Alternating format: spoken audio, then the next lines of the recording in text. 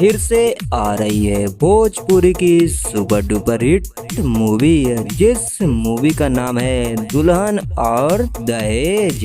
ये मूवी बहुत ही कमाल की होने वाली है, क्योंकि दोस्तों इस मूवी में कॉमेडी भरपूर दिखाया गया है।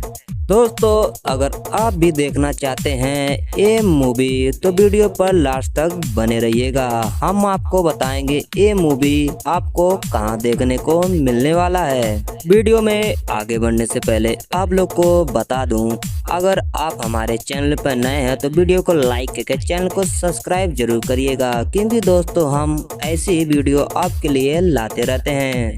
दोस्तों सबसे पहले हम बात कर लेते हैं इस मूवी में दुल्हन और दहेज स्टार कास्ट में कौन कौन नजर आने वाले हैं।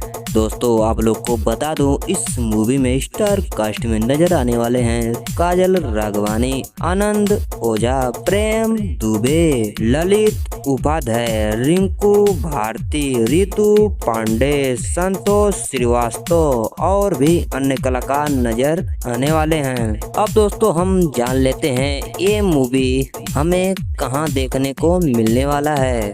दोस्तों आप लोग को बता दूं, अभी इसका ट्रेलर ही आ रहा है।